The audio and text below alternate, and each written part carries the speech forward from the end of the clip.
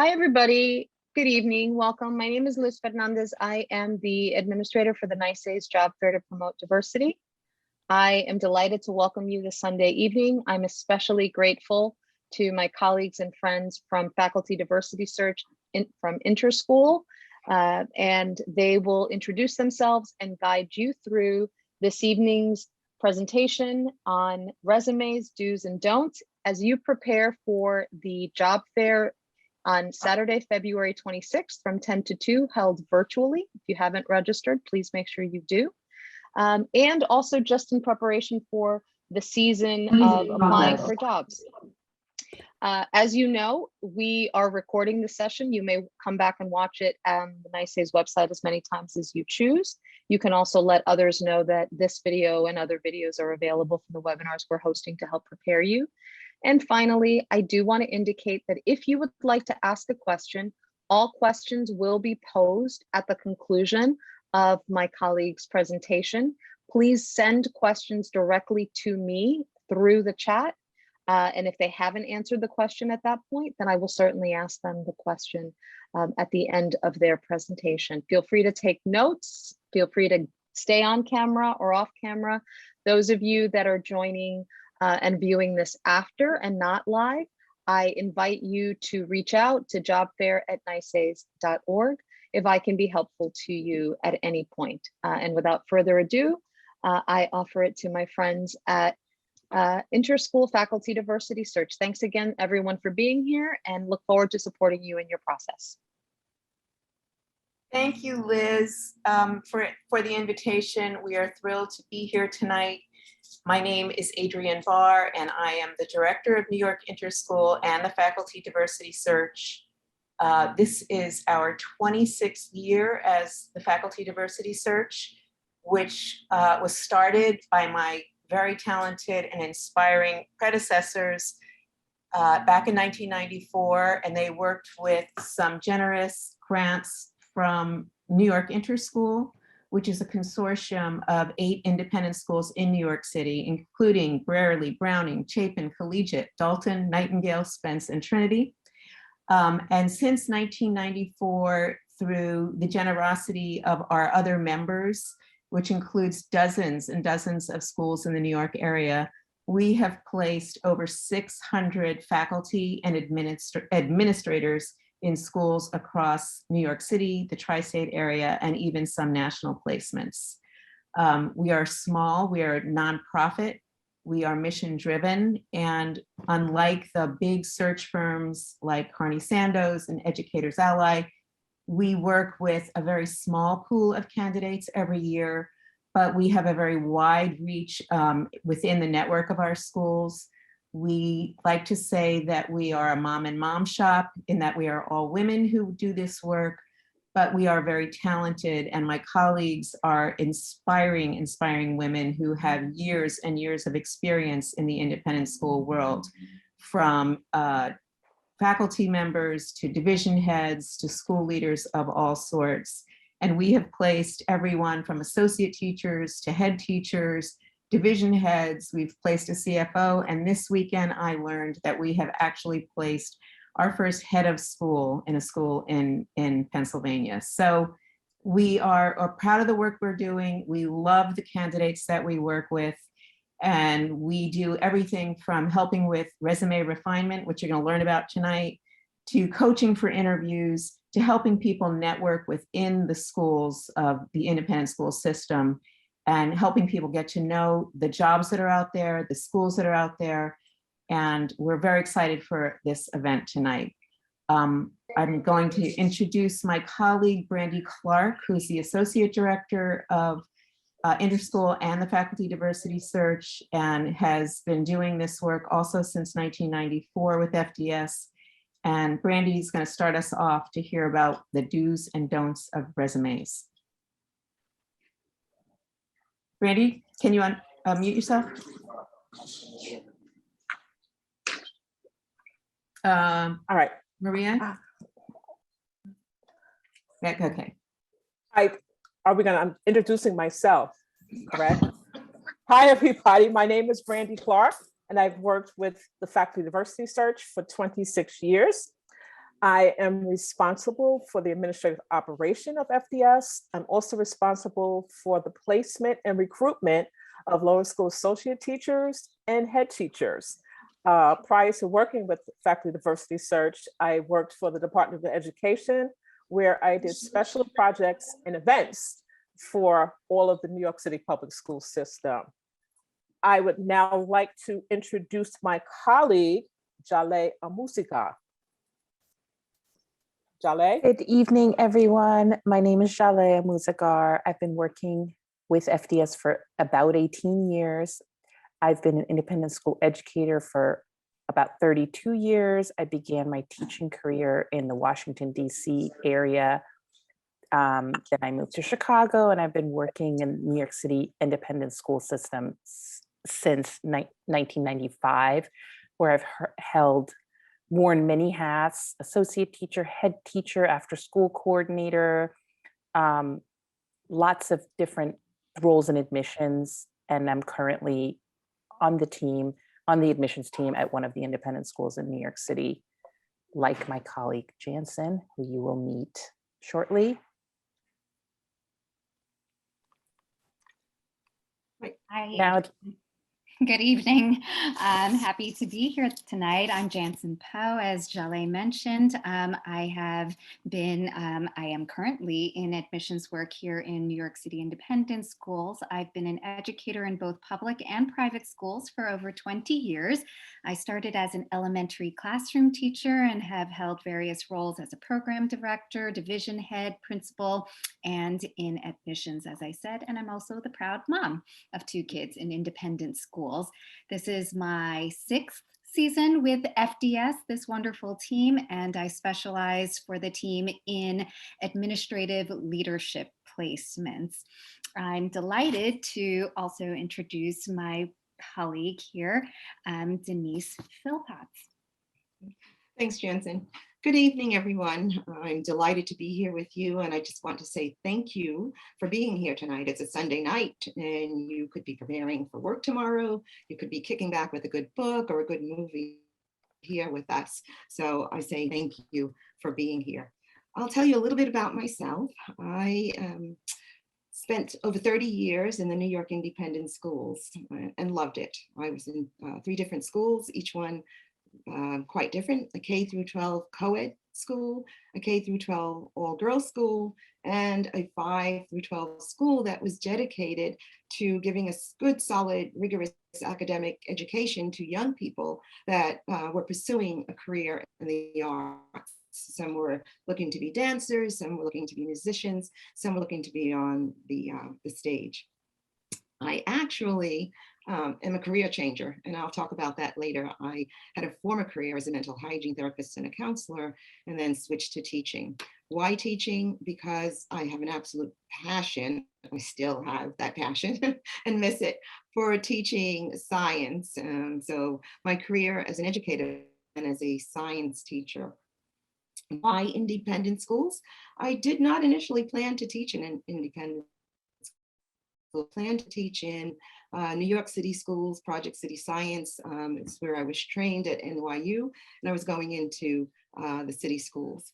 As it would happen, there were no jobs, and I landed in the independent schools. So you might ask, so why did you stay? I stayed because of the opportunities there. And what do I mean by opportunities? There were opportunities on many levels. One of the biggest opportunities was the opportunity to be visible, to be seen as a person of color. Over 30 years ago, you can imagine how undiverse these schools were. My first school, there were only 2 of us, 2 women, and interestingly enough, 2 women teaching science. My next school, there were 3 of us, and 2 people were not full-time, and they were not full teachers. I was pretty much by myself. So I stayed because I thought it was really important to take the opportunity to be visible, to let students see that there were other people besides the people that they were seeing regularly working in their homes or doing maintenance, but they needed to see in the classroom. I stayed for the opportunity to support the very few children of color that were there. And I learned that it was an opportunity to also support the majority population that needed to know and understand people that look like me. I stayed because it was an opportunity to be involved in a very intellectual community. I stayed because there was an opportunity for growth, career growth. I ended up not only teaching science, but eventually going on to be the head of the department, science department, a dean, an assistant principal, a principal, a multicultural coordinator, which was the term way back then, which now I like the term better, which is DEI, where everyone seems to be willing to get on board. Back then, when you said multicultural coordinator, people were like, oh, no, that's not me. So things have changed, I'm happy to say.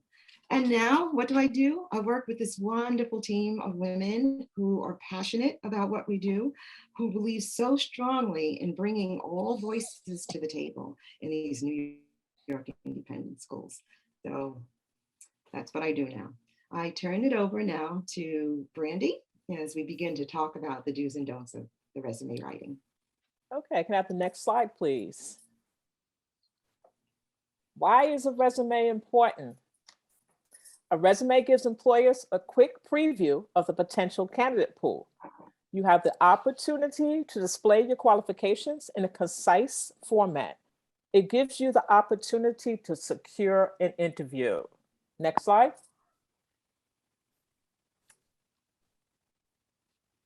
Oh, that's back to me.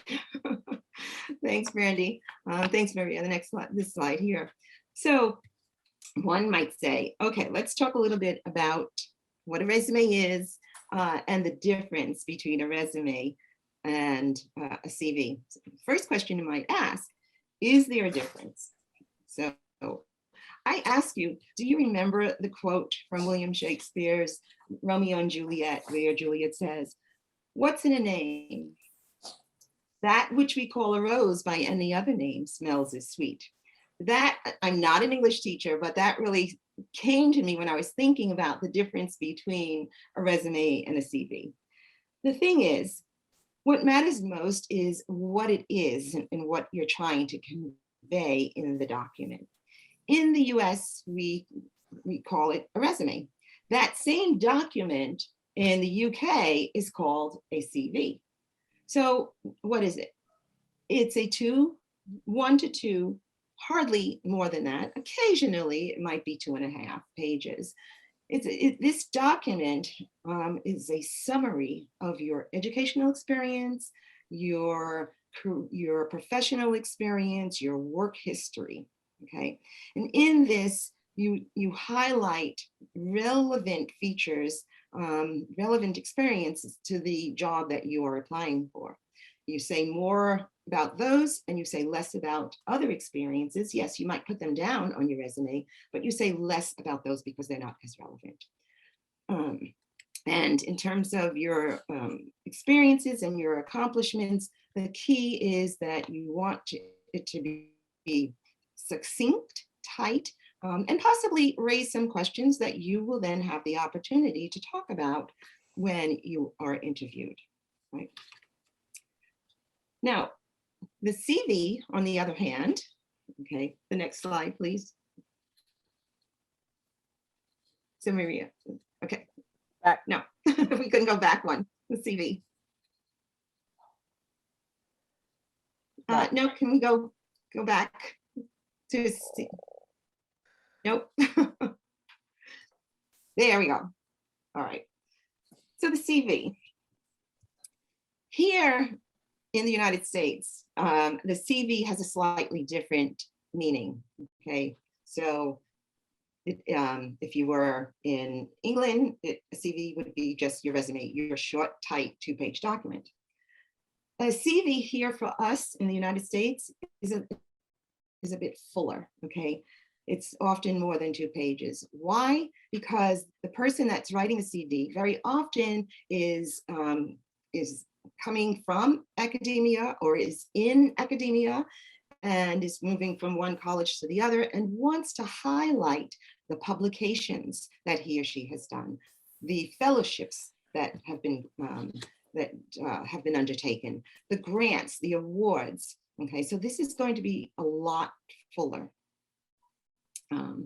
And so, as I said, it's more often used by academics or someone that is looking for a research position. And we all remember, you know, when we were in college, we were told by the professors, it's all about publish or perish. And so that individual wants to highlight all of those publications. Now, having said that, the interesting thing is, and I bring this up because I had a candidate that sent me his CV. And I said, why? And by the way, he said to me, did you get my curriculum vitae? And I said, oh, your curriculum vitae? Okay, and we kind of laughed about it because we pronounce it completely different. Again, back to a rose by any other name, we pronounce it different, and the function is very different in the United States versus, you know, in the UK. And I said to him, so what is this whole list of all of these papers that you wrote in college? And he said to me, well, isn't that what a CV does? It lists all of my papers. And I said, if you're going to do a CV, it's going to list all of your publications. No one wants to read about every college paper that you wrote. So just a heads up, when you're thinking about what to put down, you, for the most part, are writing a resume, keep it tight and succinct, and don't give a whole list of all of the papers. That is for the academic that's listing his or her publications. All right. Brandi, back to you. Okay, thank you, Denise. Next slide. Resume format. Okay, let's go. Your resume should contain content in an easy to read format. 3 common formats are traditional, modern, and creative. A traditional format outlines your work experience, your achievements, your skills, your educational background. A modern format is the same thing as a traditional, but you can add categories such as categories for professional development, categories for language, etc. A creative format, on the other hand, showcases skills in a way words just can't on paper. So it's usually shows your personality, it uses colors, it's catchy. You can put links to portfolios, links to perhaps lessons that you have done in the classroom. Also, your resume should be in reverse chronological order, listing your most recent job first. Your resume should be saved as a PDF. Include your name when you name the document. For instance, my resume would be Brandi Clark resume. Also, you can attach a reference list to the resume, which is essentially a separate document. This reference list, you should have at least 3 references. You should list, one of those references should be your immediate supervisor. You should list the names of all references, their email addresses, their phone numbers, and their job titles. Next slide, please. Resume section. Okay. So let's delve into the resume sections. A typical resume for most people is going to include an education section, an experience, which can be divvied up in different ways depending on where you're coming from and where you're going, and possibly other sections. So let's take a look at each of those. Next slide. The education section would be where you would indicate your educational institutions with the location, majors, degrees, and the date received. So for example, Columbia Teachers College, New York, New York, master's degree in curriculum design and teaching, and possibly the date.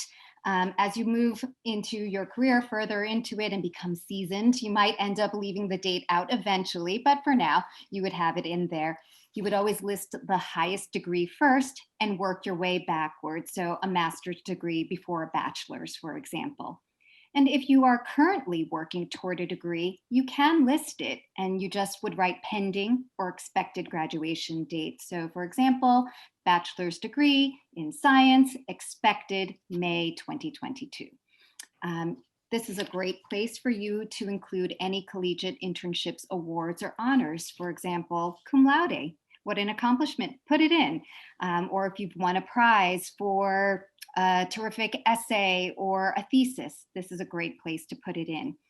Typically, you would not include your high school, but if you are an independent school alum and you're applying to independent schools, it's a great place to list it, including the same conventions of location, etc.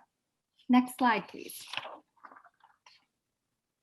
So probably the bulk of your resume is going to be about the experience section. So similarly, you're going to list the most recent employment first, typically, and go in reverse chronological order. You would write the organization, the location, dates of employment in that same kind of convention.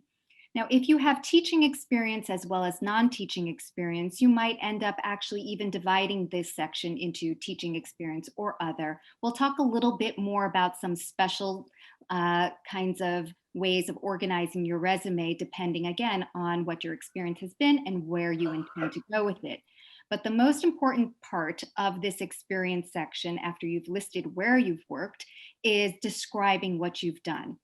So here's where you would use concise, descriptive sentences with strong action verbs to detail your experience.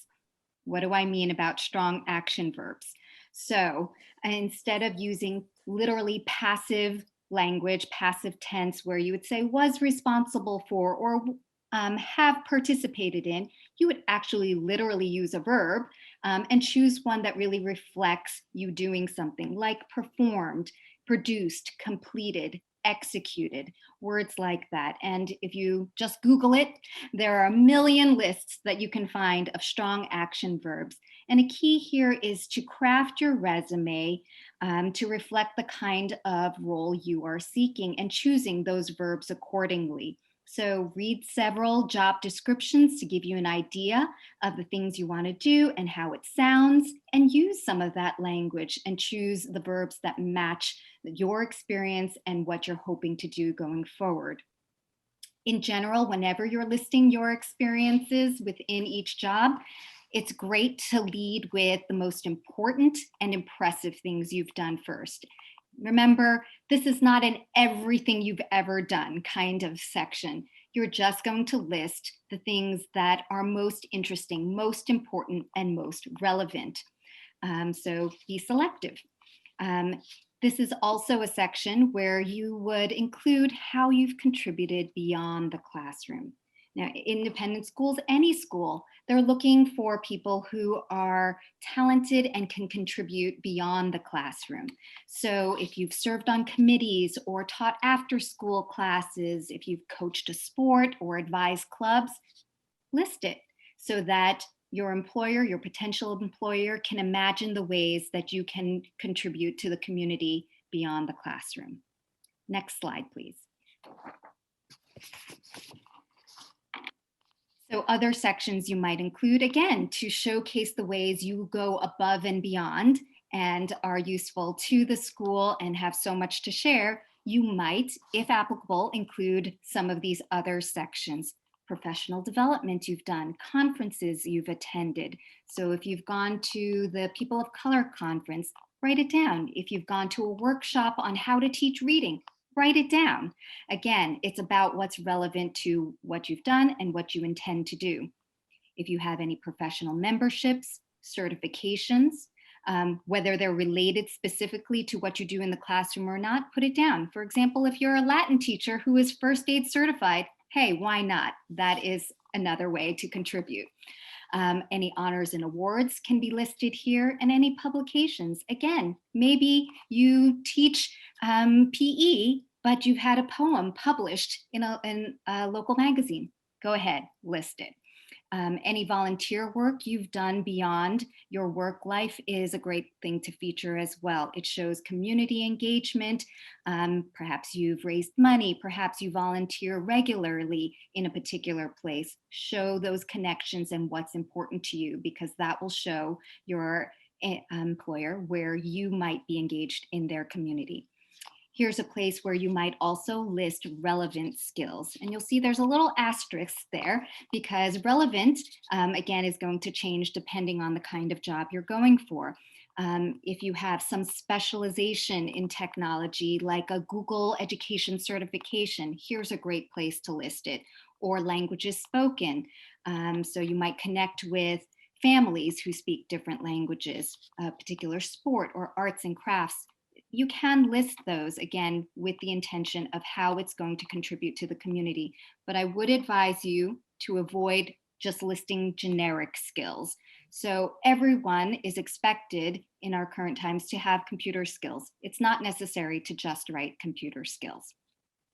So next we're moving into what we talked about, some of those special kinds of jobs that you might refine your resume to be pitched toward.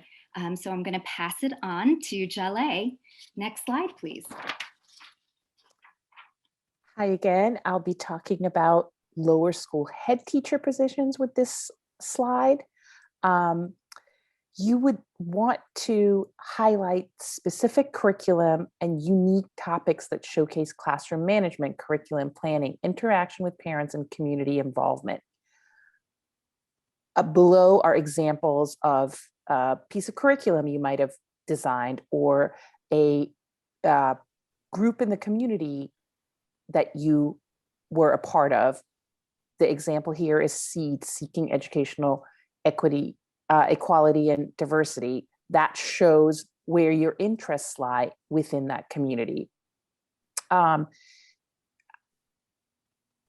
really want to highlight, in a nutshell, you really want to highlight curriculum planning, excellent classroom management skills, interaction with parents, and other things you've done within your current or previous school community. This would be important for a head teaching position. Next slide. Now I'll speak about lower school associate or assistant positions. Most schools now call this position associate, different from a co-teaching. Co-teaching is usually a co-head position. You want to highlight experience with children. So if you have worked in a camp, if you've done any babysitting, if you have tutored, you would want to include that for lower school associate or assistant position. It shows that you're interested in working with children and you've had experience in working with children. Include work experience that demonstrates leadership skills. For example, if you've been a manager in a retail shop, if you've been a troop leader, a resident assistant in a dorm, or a volunteer coordinator. Unlike head teaching positions, you don't necessarily have to highlight curriculum, although if you've designed a piece of curriculum as an associate that you think would be relevant, you could include it. It's important to include leadership because every educator, every classroom teacher should have some leadership qualities. And as I said before, other experiences with as many experiences as you think are relevant that show your work with children, because again, you'll be working in conjunction with a head teacher. You're still in that learning position. So curriculum is a little bit less important for a lower school associate or assistant resume. Next slide, I believe, is Jansen.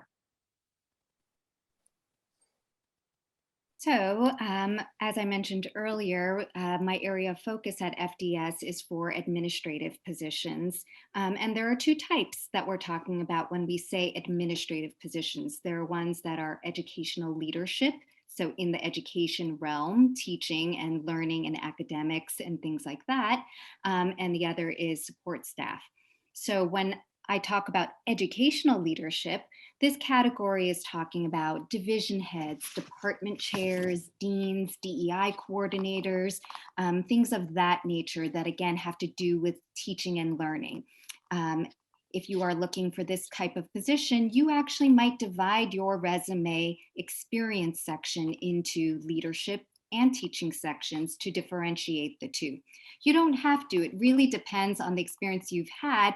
So if you're a seasoned leader looking for your next leadership position, maybe you would break it out. If you're a teacher who has done teacher leadership and you are seeking your first official teaching position, it might look a little different, but that is an option for you to divvy it up in that way. Like before, you're going to use strong verbs. We've talked about that, but specifically, you're going to search for strong verbs that demonstrate those leadership qualities. So instead of participating and helping out with, you're going to choose words like designed, initiated, led, facilitated. So you're in the driver's seat and showing that potential around your leadership. In general, as always, when listing your accomplishments, those bullets under your experience, you're going to lead with those meteor experiences, those most important, impressive responsibilities and accomplishments under each job. Again, you don't have to have everything, just the best. Again, you're going to consider how your professional development experiences reflect your path to leadership. So instead of listing every workshop and conference you've ever done, you might choose ones that show your passion, your interest in developing yourself into a leader. Maybe you've done a leadership program, or you've specialized in some aspect of teaching, like reading, and shown a focus on that and have helped others in and mentored them in that work. Your professional development pathway, you would choose to select items that really reflect those pieces of your trajectory. Next slide, please. I'll be speaking about this slide. This slide is also titled Administrative Positions, different from positions Jansen just spoke about, which include teaching and more working with the students in your school. These administrative positions are sometimes referred to as support staff. So, for example, business office, admissions, development, communications, health and nursing, coaching. Resume format can vary widely depending on the type of role. If you're applying for administrative assistant to the head of school, for example, you might want to highlight, again, some leadership qualities, because that person would be making decisions on behalf of the office of the head of school. If you're applying for a health and nursing position, obviously you would highlight different things, coaching, etc. Schools have many positions that are considered staff or support staff. And you differentiate between working with students and other faculty and working in the realm of supporting those people in those offices. Next slide. Okay, that's me. Thanks you, Kelly. All right, career changers. As I mentioned earlier, I was a career changer. I had spent 10 years doing something completely different from teaching. The counseling piece, the mental hygiene piece, I was working with young people. The key there is that there were things that were transferable. We often see people moving from counseling into teaching, and sometimes the other way around, from teaching into counseling. Other fields where people tend to transfer, lawyers tend to come into teaching, people that are in business, people that are in the arts.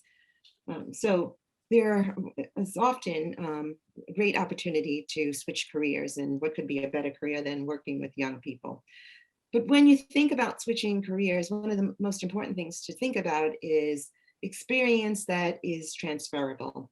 It's interesting because two jobs that could that can appear very different, you can usually find something in one that is transferable to the other, especially if you're talking about working with people, you're working with young people, you've worked with teams, you've developed strategy. All of that is going to be applicable in the education world. So I'd say, start with thinking about the experience that can be transferred. The other thing is, think about ways that you can gain experience that will be related to the role that you are seeking. It can be through coursework, it can be through tutoring, it could be through shadowing, it could be through volunteering. There are many ways to get that experience that you might not have had. Some of it's going to transfer easily and others not so much.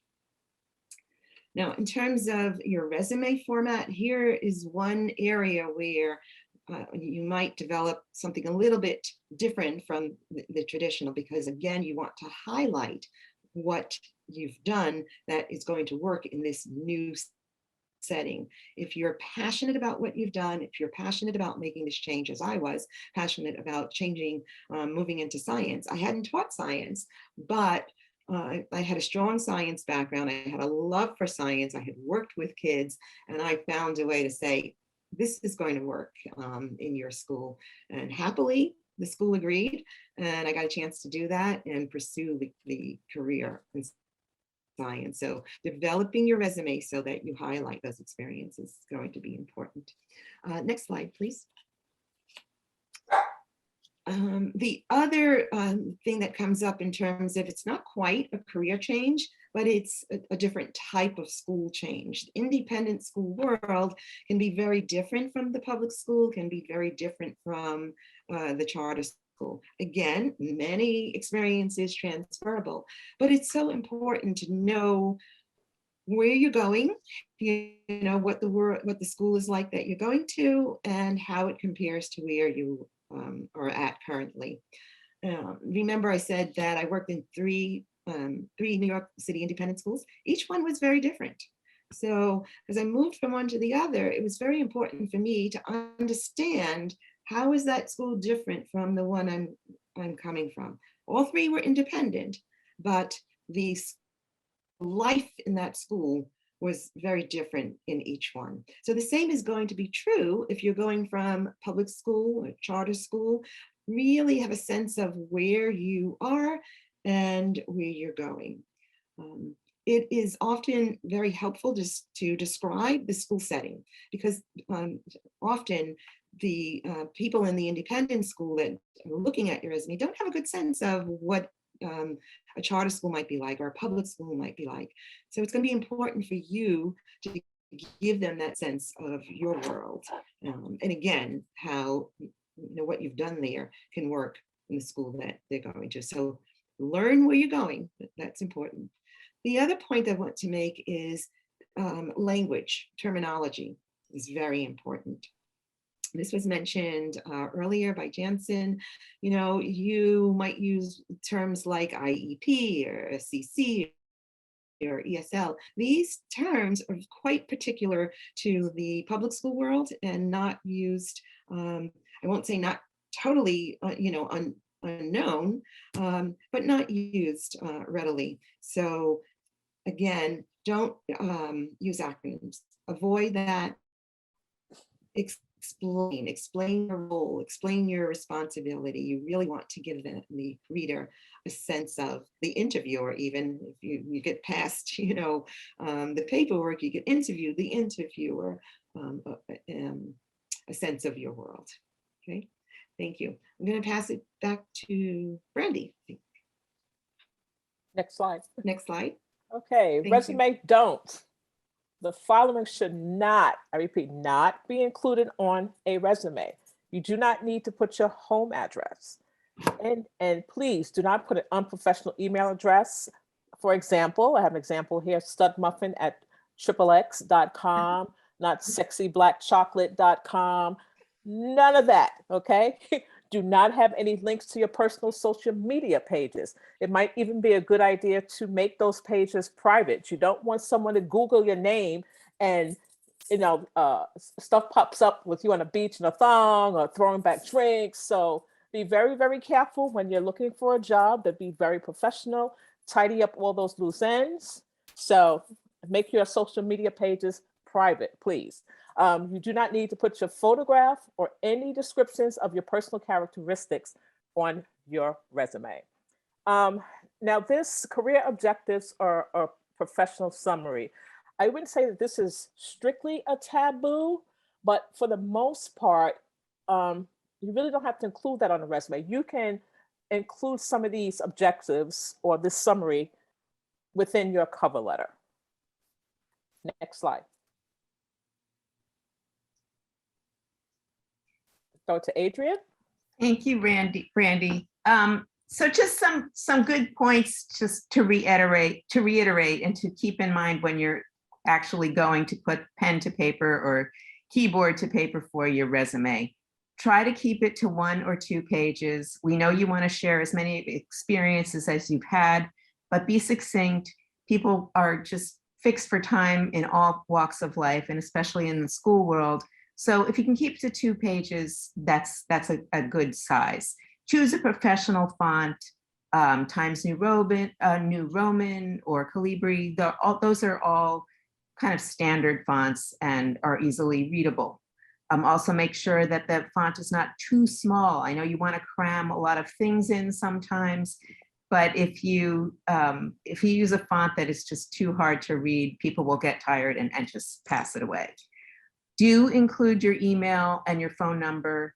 And as Brandi stated, we advise not to put your address on your resume, only because it just gives people more information than they may need to have when you're first starting out on your interviewing. You may not live in the same borough as the school that you're applying to, and you just don't want to give an employer any thought about, well, maybe they won't be there on time, maybe it'll be hard to get there. You can disclose those facts as you move on in the interview process, but for your resume, just stick to your email address and your phone number, and make sure you're always checking your emails and your phone number when you send a resume out, because you want to be able to answer any requests based on your resume immediately. Again, as you've heard, make education and experience your most important sections. School leaders, people who are reading these resumes really want to see whether you have a BA or a BS or a master's or any other advanced degrees and what you've studied at school. So make sure that's highlighted on there. Proofread for grammar and spelling. Everybody in the world needs an editor, no matter how wonderful a writer you are. Everyone misses commas, periods, misspelling. Make sure someone else that you trust takes a look at your resume before you start sending it out. Include your name, as Brandi mentioned, when you're naming your document. Send it as a PDF, but make sure it says Adrian Barr resume, or so that it's not lost in someone's email. And as I just mentioned, always put it in a PDF format so there's no shifting, so that your resume looks crisp and professional when people open it. Next slide, please. Additional information, please go to our website at facultydiversitysearch.org. We have tons of information on our website. We have a PDF that you can read that highlights some of the stuff that we talked about today. Also, how to write a cover letter. We have testimonials on our website. We have links to our member schools, FDS member schools. It's really, really a very interesting read. Also, please follow us on Instagram and like us on our Facebook page, and check us out on LinkedIn. Thank you so much.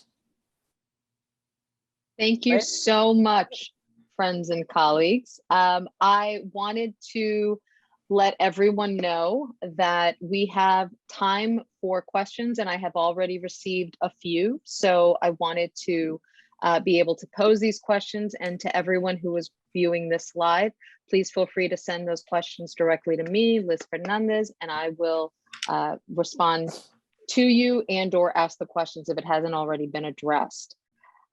Yes, you can stop sharing. Fantastic.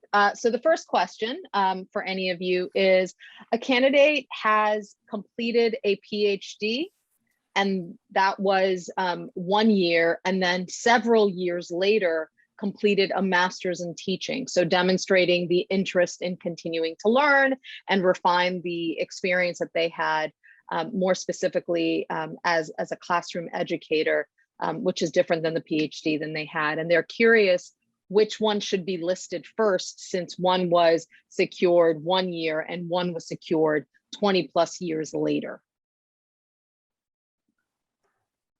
Jansen, what do you think? Thanks. Yeah, I would probably stick with chronological order in that case. Even though the PhD is the higher degree, technically, if the movement is toward teaching, you want to show all these wonderful accomplishments and also that extra step to learn particularly about the field you're entering into. So I would still start with the master's in teaching and move my way backward.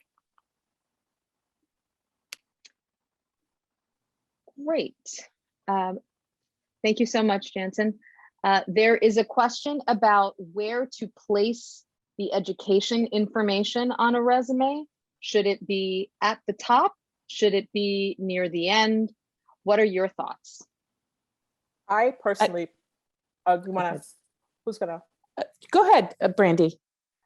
No, go ahead, Jolly. I'll let you go. Thank you.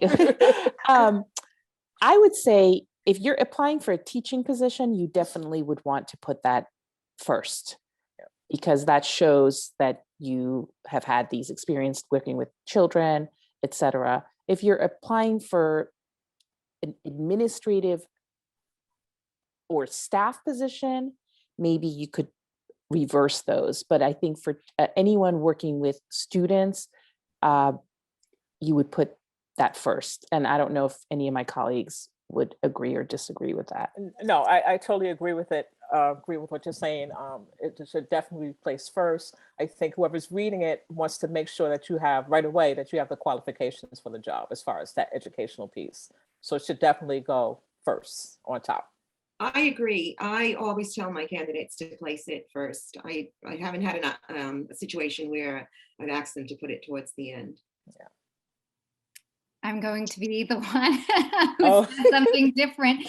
I do think most of the time that is true, but there is a reason why sometimes you see it beginning, sometimes at the end. It's really about the shape of your resume. And, you know, today was just kind of some quick tips on do's and don'ts, but in general, I think what a resume really is a shorthand way of telling your story. And so it can vary where you would put that. You know, if your experience has been so prominent toward where you want to go, that can go first, and the educational piece might be secondary. So it can vary. Not to hedge there or anything like that. It just, I think it does matter depending on where you've been and where you want to go.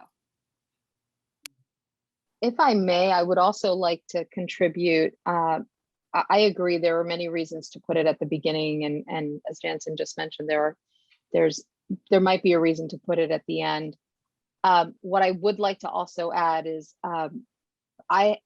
in my role as a school administrator and being part of many hiring teams, we read a lot of resumes in a very short period of time. And so each resume is being viewed very, very quickly.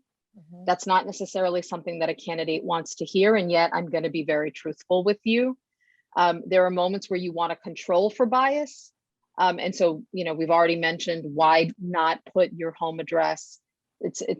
No one's doing anything, you know, the way we used to in sending out information using the US Postal Service. We are mostly doing communications now via email for all sorts of reasons.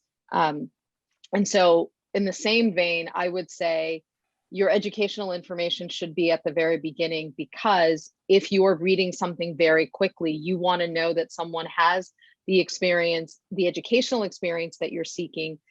If you happen to see one of the more specialized programs or programs that are considered very prominent or very, you know, highly regarded, or even that I'm reading something and, oh, someone's from the same college that I went to or was in the same grad school, that's a moment where that bias actually could be in your favor.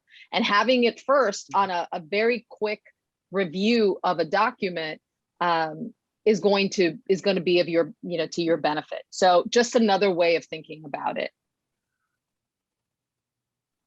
There are some questions about how to transition the language from what you've done, either as a career changer or as someone who has worked in charter schools. There was a mention of, changing the language if something's an IEP or a 504 or some of the other language. How do you translate that language so that the person who is reading from an independent school knows that you are qualified, that you have experience, and understands the language without getting caught up in what I call alphabet soup?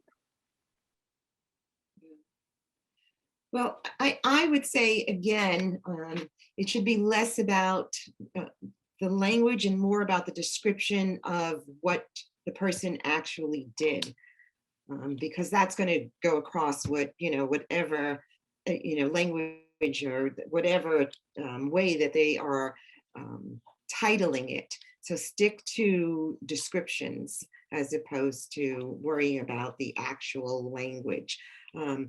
If concerned about that, again, I think it's important to go to the school's website to read through, to look at the language that they're using, especially with regard to a particular position that one is applying for. I think it comes up often with, in terms of learning specialists, especially. So take a look at the school's website for that. Jansen, you might want to.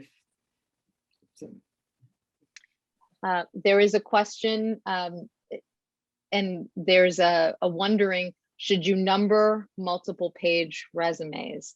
Should you number them with last name or just the page number? So what are your thoughts on that? I would say if it's a 2-page or 1.5-page resume, you really don't probably need to, although putting your name might not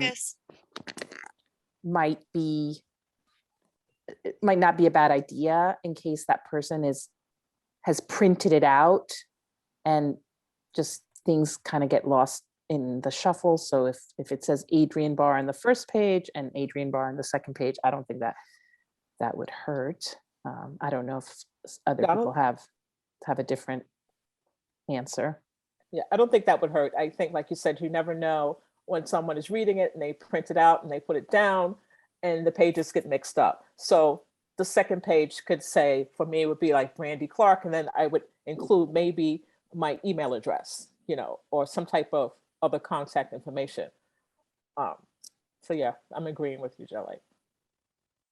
I've received 2 questions asking if you're an independent school alum, if you are someone who has been a substitute teacher or a proctor or one of the other positions that have been created, particularly during the global health pandemic. Should you include that information? Should you list the schools? If you've had the exact same position as a substitute teacher in multiple schools, is it okay to list substitute teacher and then list all the schools? Like, what's the best way to provide that information for the reviewer? Yeah, I would definitely include any of those things. I mean, if you graduated from an independent school or attended an independent school at any point, that should go in your educational category. If you've taught or substituted at any of the institutions or were a proctor during the pandemic, list it as a position, and include, as everyone has been saying, some specific things that you have done, whether it's monitoring children or assisting with tutoring or assisting with writing tasks. Just be very, very specific as to what you've done and make it clear that you've had interaction with kids. If it's been at more than one institution, you can certainly list them all. Educational proctor during pandemic years, Brearley, Browning, Chapin, Collegiate, and you can just list them all separately, or as a category. But those are things to be proud of. Schools want to see that you don't have to have that experience if you're new to this world, but if you have a little of it, it just gives the school an idea that you know what these schools are like, you know what the kids are like, what some of the other teachers, it just gives you a little bit of a foot up. It's not mandatory, but every little thing helps when you're looking for a job. Anything that shows that you have some extra understanding of the next step in your career. Thank you. And our final question of the evening, if you've been out of college for about 10 or more years, does it make sense to put in awards and organizations from that time to give people a sense of the kinds of experiences and exposure and learning that you did while you were a college student? I would say yes. I would say if you do want to highlight your accolades, especially if they're relevant, but even if they're not, it just shows that you've achieved certain accolades in whatever it was that you were doing in college. I don't know if anyone else wants to add anything to that. Awards are great. I mean, it shows that you've been very specific or unique in your interests or your talents. And even if 10 years is not a tremendously long amount of time, and even if it's 20 years ago, I mean, if you got a fabulous award for your writing or your art or your athletic prowess, put it on there. I mean, be proud. That's something to share about your wonderful experiences. So don't worry about the date. I would not worry about that. I agree. And sometimes it can be a conversation starter in your interview. Sure. All right. I would just have one little caveat about that. I think it would depend on what you've done, between then and now. If you have a whole list of other things and you just want to go on and on and on about your awards, I don't know if that's, necessary. Sometimes people want to list everything. If it fits and you haven't, done a whole lot of other stuff, I'd say yes. But if it's just kind of making a list of all of the things, I would say no. Good advice. Agreed. Use the best Absolutely. ones. That's right. Exactly. And with that, everyone, I want to thank Adrian, Brandi, Jale, Denise, Jansen, my friends and my colleagues, Maria behind the scenes from NYSAIS and all of my colleagues at NYSAIS, everyone who has joined us live, those of you that are viewing, please know the job fair is scheduled for Saturday, February 26th from 10 a.m. to 2 p.m. using the Brazen virtual platform. It is my pleasure to be of support and service to anyone who reaches out. My email address is jobfair@nysais.org. NYSAIS stands for the New York State Association of Independent Schools. We welcome the opportunity to answer questions via email and continue to support you as you prepare for this important and once a year event. We are on the 33rd year and are very proud of the impact that we have had in our independent schools in the New York, New Jersey, Connecticut, and quite frankly, throughout the Northeast. Congratulations to all of you for joining us this evening and for viewing this. Please make sure that you do register. And if there's any way that we can be helpful, please don't hesitate to reach out. And with that, I thank you. And I say buenas noches. Have a great night, evening, everyone. Thank you, night. Liz and Maria. Have Good a good night, everyone. Good night. Good night.